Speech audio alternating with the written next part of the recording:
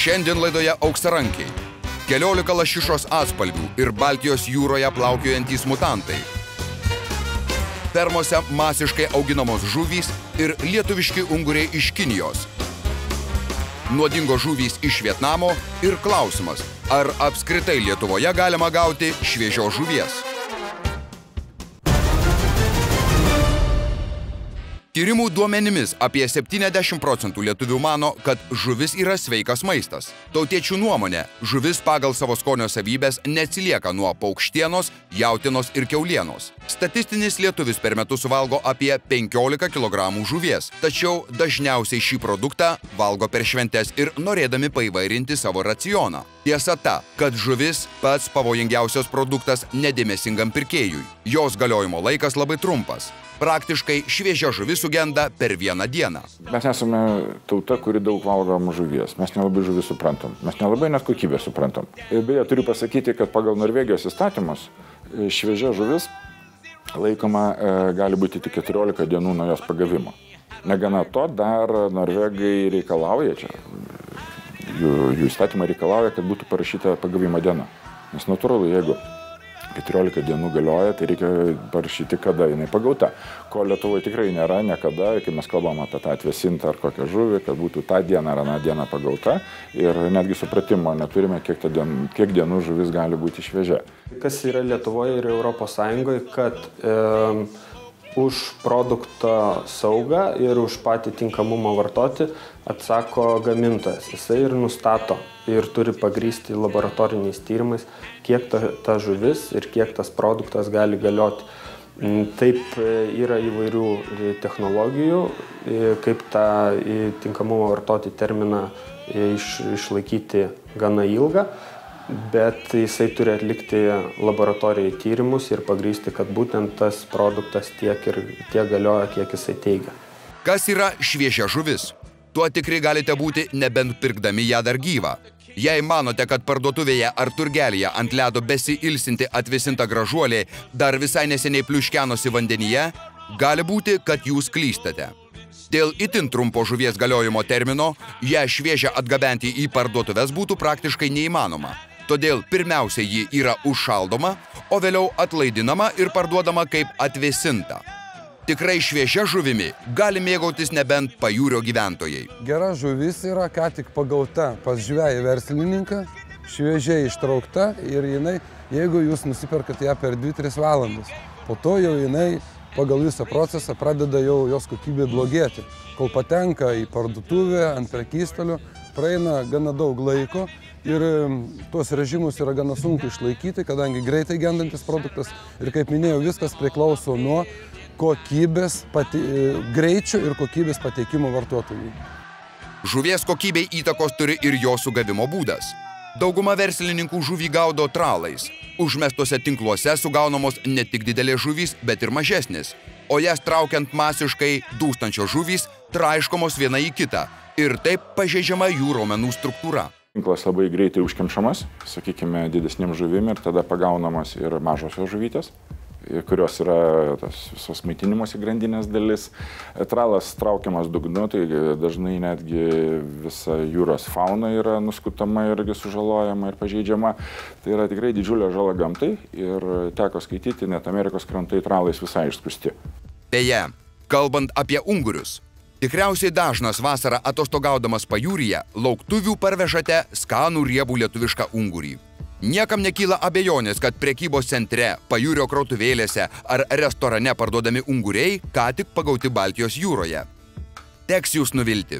Pajūrio žvejai pripažįsta, 90% Lietuvoje parduodamų ungurių iš tikrųjų užauginti ne kur kitur, o didžiulėse fermose Kinijoje. Tūkstančiai į gyvates panašių gyvių fermose rangosi vienas ant kito. Kinija daugiausiai ungurių užauginanti šalis pasaulyje. Kad greičiau augtų, šie gyvūnai maitinami specialiaisiais pašarais, kurie susideda iš žuvies ir sojos produktų. Tiesa ta, kad natūralioje aplinkoje augantys unguriai tokio maisto į savo burnas neimtų, tačiau šiuo atveju jie yra tiesiog pripratinami. Ungurio kokybė itin priklauso nuo to, kuo jis minta ir kokiame vandenyje gyvena, o Kinijos vandenyse teršalų netrūksta. Belgijoje neseniai padaryti tyrimai įrodė, kad unguriai kaupia teršalus kaip jokios kitos žuvys. Dirbtinai užaugintos žuvys mažiau skanios negu augusios natūraliomis sąlygomis. Jos yra riebesnės, o dauguma teršalų nusėda būtent ungurio riebaluose. Beje, lietuviški unguriai tikrai nėra saugesni. Remiantis aplinkos apsaugos agentūros ataskaita, unguriai maistui paprastai naudojami retai dėl sumenkusios šios rūšies populiacijos, tačiau jų vartojimas maistui gali būti ypač pavojingas vaikams ir nėščioms moterims. Tolimųjų rytų fermose dar auginamos ir pakankamai pigios, todėl tikriausiai mūsų tautiečių ir mėgstamos žuvys kaip tilapijos ar pengasijos. Jos vienos greičiausiai augančių žuvų pasaulyje. Pasaulio gamtos fondo duomenimis jų gavybos mastai išaugo nuo 10 000 tonų 1995 iki 1,1 milijono tonų 2008 metais. 90% parduoti auginamų šių žuvų fermų yra Vietname, o Europos Sąjunga yra viena jų pagrindinių rinkų. Tas pats Pasaulinis gamtos fondas prieš keletą metų išreiškė nuogąstavimus dėl didelių šių žuvų auginimo ir pardavimo mastų, kurie sukelia aplinkosauginių ir socialinių problemų. Atsiranda nelegalių pengasijų fermų, kuriuose išnaudojami darbuotojai, netinkamai vartojami vaistai gydant žuvis nuo ligų ir hormoniniai preparatai, dėl pašaro perdozavimo teršiamas vanduo. Tiesa, valstybinės maisto ir veterinarijos tarnybos atstovai tikina, kad į Lietuvą patenka tik saugi žuvis. Šiaip visos įmonės, kurios nori vežti gyvūninį maistą, tai ta prasme ir žuvis, ir mėsą, ir kitus gyvūninės kilmės produktus, jos turi būti patvirtintos Europos komisijos, kad tos šalies ta įmonė atitinka reikalavimus, kurie yra keliami ES šalims.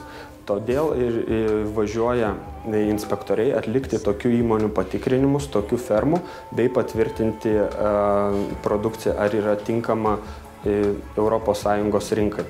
Atliekant importo kontrolę mes nenustatome nei jokių pažeidimų, nei atliekant laboratorinius tyrimus, kad mikrobiologiniai kriterijai netitiktų reikalavimų. O dabar grįžkime prie Baltijos krantų. Baltijos jūroje yra tikrai daug rūšių žuvies, bet pagrindinai pramoninė ta žuvis, kuri yra gaudoma ir valgoma, tai yra kelios rūšys. Tai menkė, plekšnė, strimelė, bretlingis, uotas sezoninis ateina ir lašiša. Kaip būtų laukinė žuvis, yra laukinė žuvis, kurios yra nešeriamos. Jos yra daug sveikesnės už tas paprastas, nes jos atsirenka tą maistą tikrai tą, ką gali valgyti, kaip ir katinai, tas, kas yra valgoma, o ne ta, kas duodama. Tiesa ta, kad Baltijos jūra viena labiausiai užterštų. Pagrindiniai teršalų šaltiniai yra chemijos ir popieriaus gamybos industrija, gyvenviečių ir gamyklų kanalizaciniai vandenys ir ūkinė veikla. Žuvies mėsa gali būti užteršta švinu, gyvsidabriu, kadmiu, įvairių tipų dioksinais. Šnekant apie Baltijos jūros žuvis, tai Baltijos jūros žuvis nėra pačios geriausios vartoti žmonėms, kadangi Baltijos jūra yra užteršta ir labai stipriai. Ir visos šalis, kurios yra aplink Baltijos jūrą, jos kontroliuoja būtent tas žuvis, kurios yra teikiamos vartotojams į rinką. Tai būtent kontroliuojami yra dioksinai, kurios kaupia būtent didelės ir suaugusios žuvis. Netgi Valstybinė maisto veterinarijos tarnyba praeitais metais išleido įsakymą, kuriuo negalima tiekti į rinką Baltijos jūros menkių kepenų, kadangi eilę metų buvo nustatoma jose padidinti dioksino kiekį, todėl buvo nutarta, kad negalima tiekti į rinką būtent Baltijos menkių kepenų, o naudoti gamyboje būtent menkių kepenis, kurios yra pagautos Atlanto vandenyne. Švedijoje, Danijoje, sakysim, vaikam iki 6-7 metų amžiaus ir nėščiom moterim, tai tiesiog yra parašyta rekomendacijos, kad nepatartina vartoti, kadangi jūra yra ganėtinai užteršta ir lašiša, kadangi yra riebi žuvis, savo organizme sukaupia gan nemažai organinių junginių, policiklinių angliavandenilių, kurių struktūra, ta prasme, cheminė, tai medžiagos yra panašios į tas, kurios naudojamos žemės ūkiai kaip pesticidai.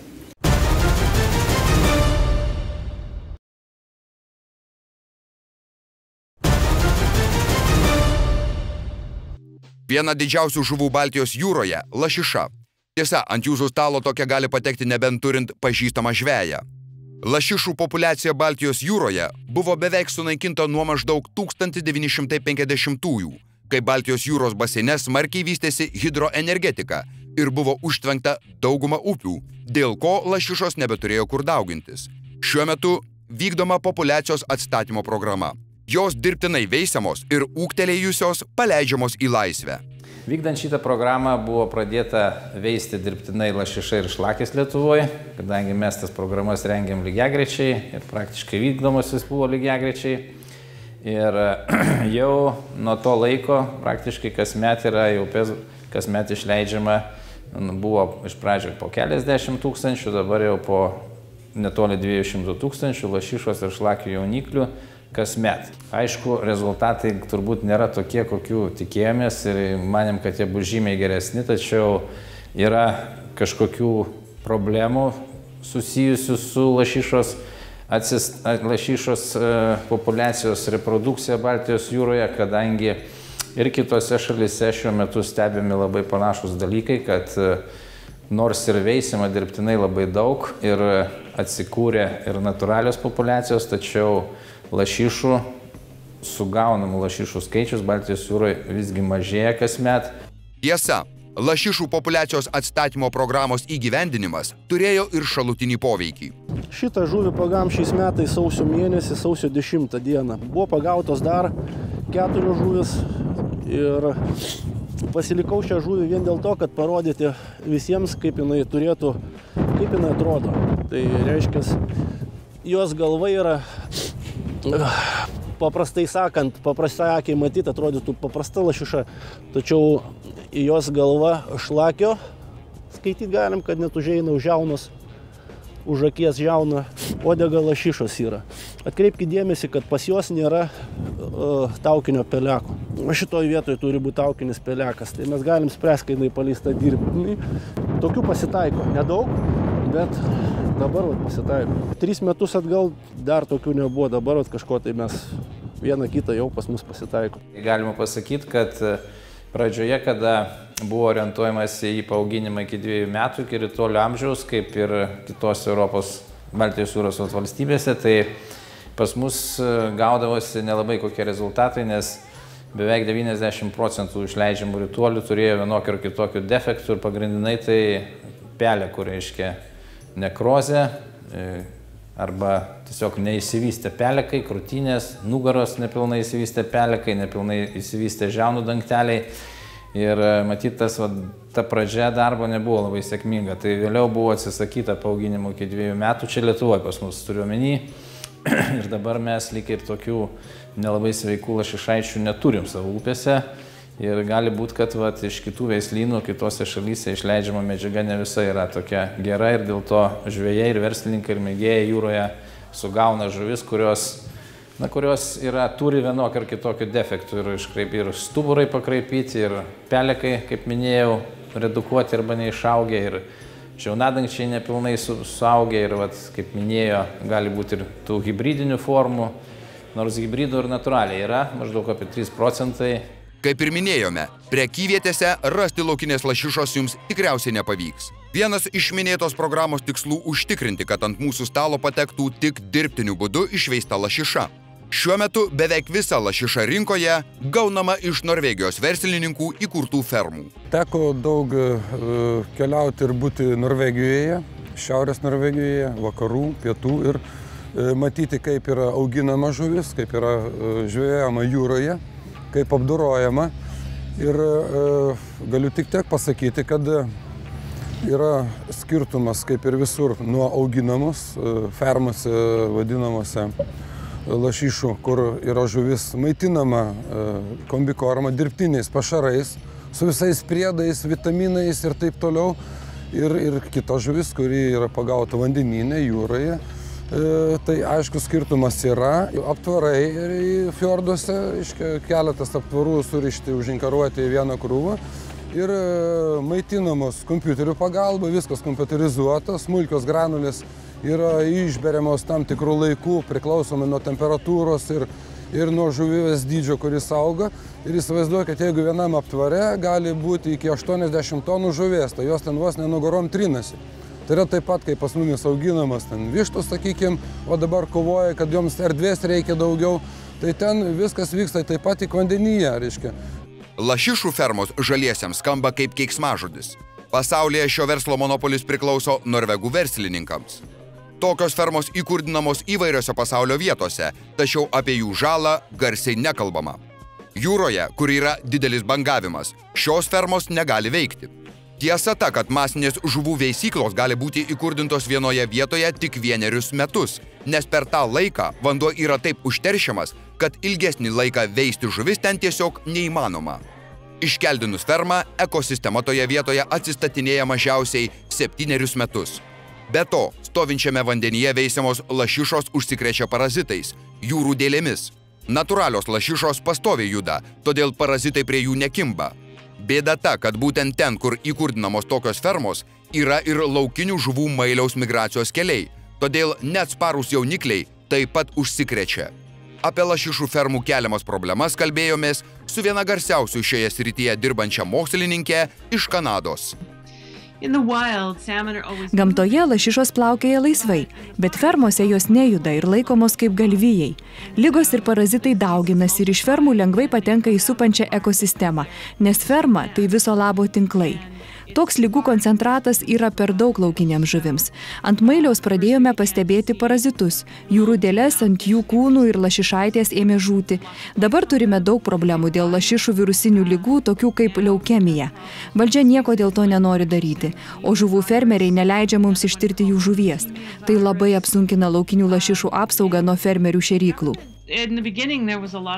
Pradžioje buvo daugiau kompanijų, bet dabar liko tik Marine Harvest ir Cermaq.